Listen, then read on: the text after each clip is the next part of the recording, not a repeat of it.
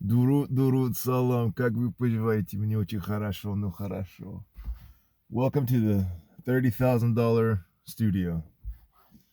All right, so I just watched Chandler Geathje, and I'm on my way to go and do sambo, and I'm going to be smoked, and then I'm gonna go do some BJJ and learn some exotic guard play, and I'm gonna get thrown and beat up by these sambo guys, and I'm gonna get just tied up into all kinds of knots by these BJJ guys. Because today I'm going with a few kind of super elite black belts and a master of sport. So good luck. Anyway, that want to remain nameless, or I would be like, hey, blah blah blah. Um, so Geathje and Chandler. Um, First off, how hard does Justin Geathje punch? Wow. Secondly, what more could Chandler do? So Justin Geathje did all the stuff you can't teach. You can't teach somebody um, how to sprawl when they're tired. You could just drill them on how to sprawl when they're tired. Chandler put his head in there for the shot. For some reason, he couldn't finish his takedowns. Um, and I think it's because Geathje is just really strong on his feet. You just can't teach it. Just that kind of toughness on your feet. It's like a hockey player. It's like a guy in hockey that you just can't check. You don't know why he's so much stronger on his skates. You don't know how, he suddenly leans in, uses his edges. You can do the same thing on your feet. Even when Geathje is flat-footed, he seems to have just great balance, up and down. Chandler caught Geathje flat-footed a couple of times, couldn't take him down, couldn't finish, couldn't do it. And I don't think it's because seeing Chandler next to Geathje, it opened my eyes to how skilled Chandler is. That's what it did. Because I'm over here, and it also was just like, wow, how much better than everybody else was Khabib Nurmagomedov when Geathje, you know, got so easily tied up and taken down by Khabib, when you have like really, really good, almost elite wrestling skills out of Chandler. Can't really take him down. Can't really get in there. Slipping punches. Chandler was fighting very well. It's just you just can't teach what Geathje was doing. You can teach someone how to strike, but you you can't teach pop like that. You're just born with it. And watching Geathje strike next to Chandler, you're like, wow, how hard does Geathje strike? Because there were a couple of times Chandler was getting in some good combos, maybe not a whole flurry, but he was landing good shots, and then Geathje was returning just one or two, and it and then he got tired, and Chandler just still couldn't take him down, and Chandler was obviously gassed and couldn't take him down, and if you ask Chandler to not do a lot of the head faking and stuff like that, then Geathje would have been able to land more cleaner shots. And so you can't ask Chandler to not waste so much energy. He had to, or he was just going to be a stationary target, and Geathje was going to low kick, high, or low kick, punch. That's his game plan.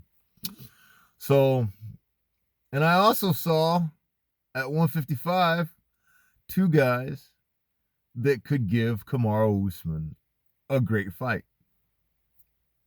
I did. Kamaru Usman goes down to 155. I don't think he can beat Geathje. maybe he could beat Chandler because he's really good at slipping punches, and his takedown defense is very, very good, you know. But like I said, Oliveira could take him down, could take down Usman at 155.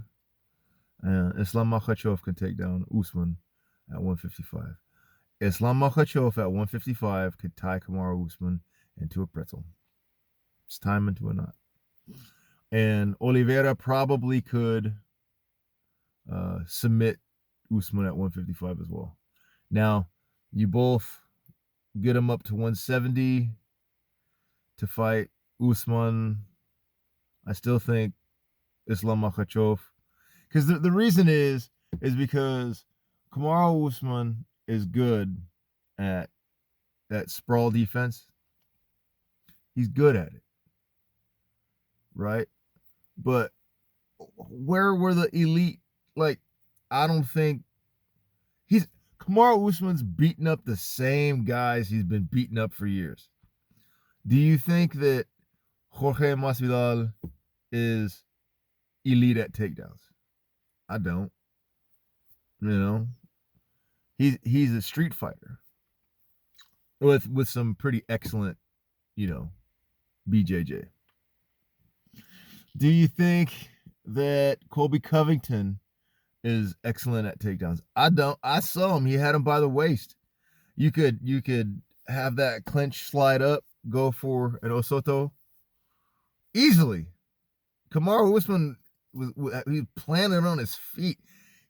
I tell you what, me and Kamaru Usman go into a cage and we start the fight where I have his waist and I'm going to do nasty. Me, 40 years old, brown belt Kodokan Judo.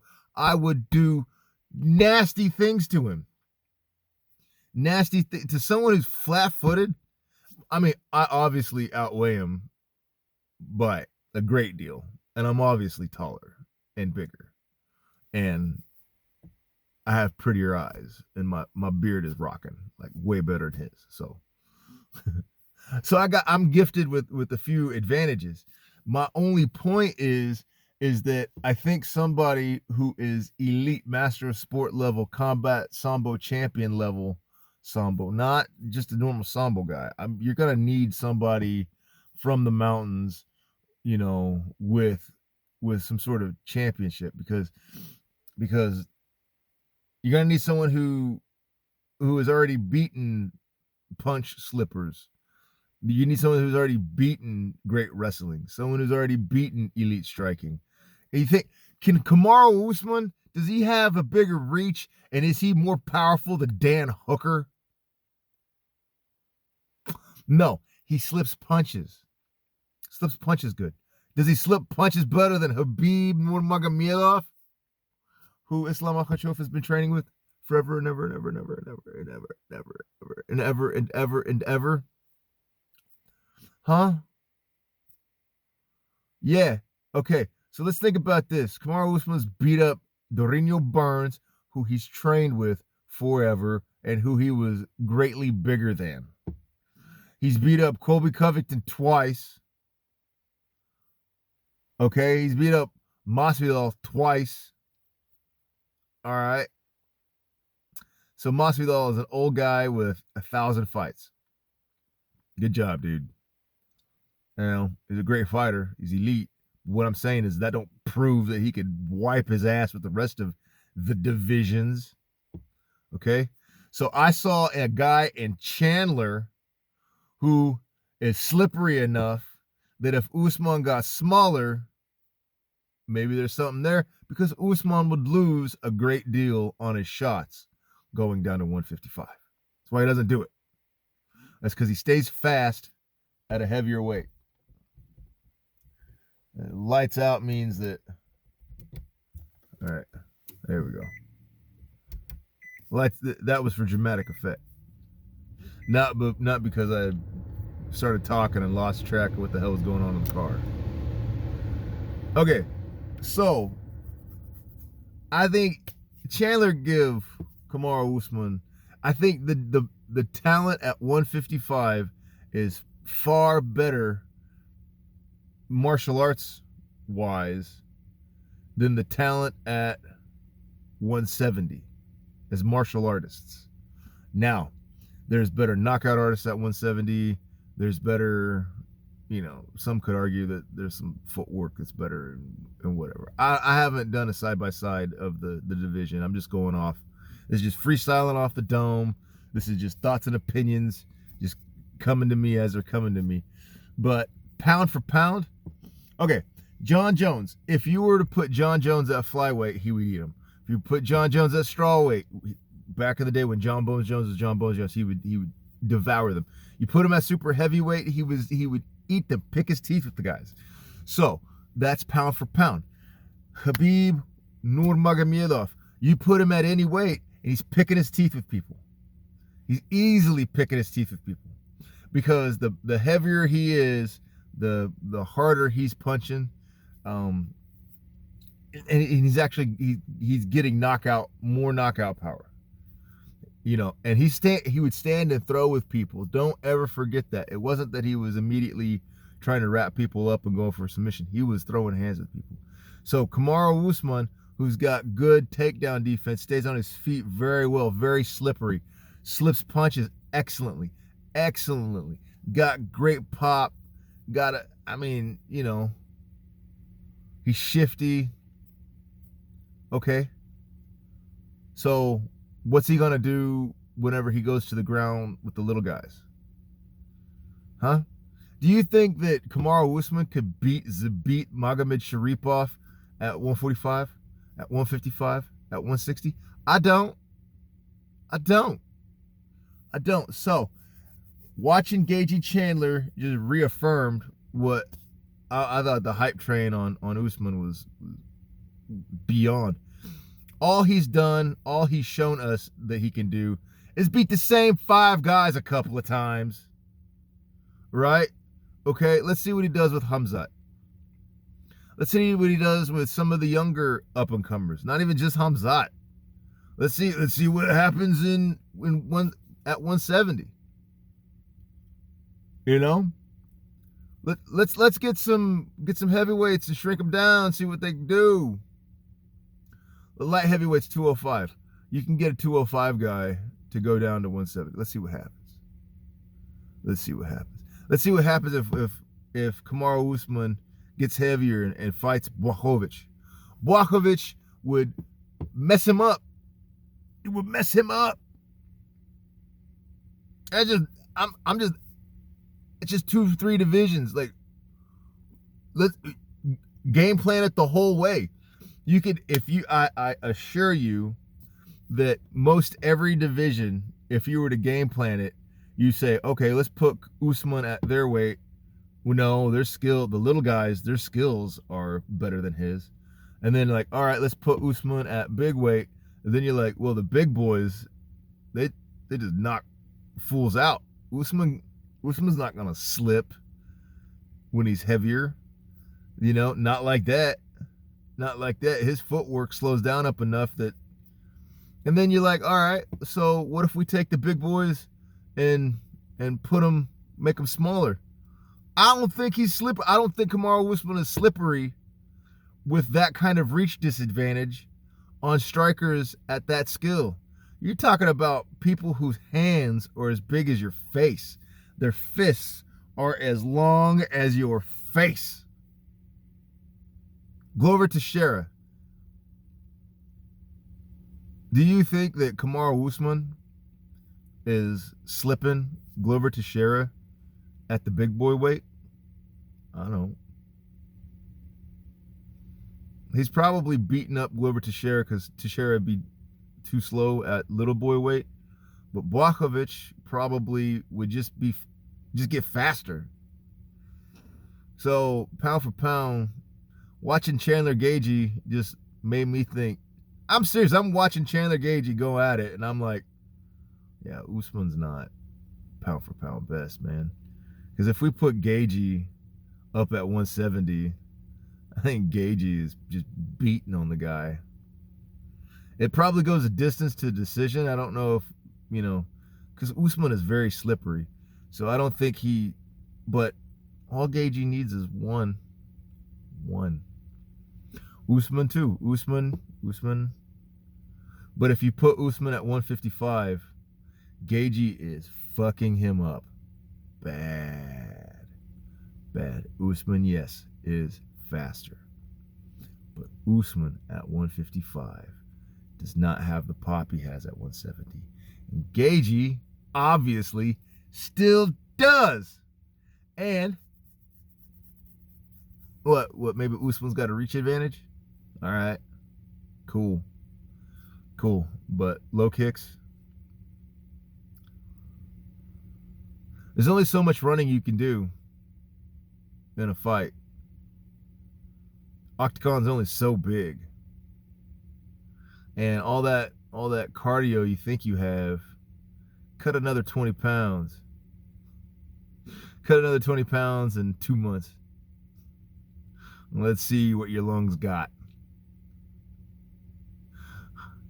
I mean, when I get super dehydrated from training session on Friday, it's hard for me to get hydrated enough on Sunday to go in there and not have my lungs burn. So, Geathje Chandler, you just can't teach what Geathje did, and Chandler fought so well. What would you ask Chandler to do more different? He was elusive. He kept on his toes. He kept his cardio up. His shots were a little off because he was tired.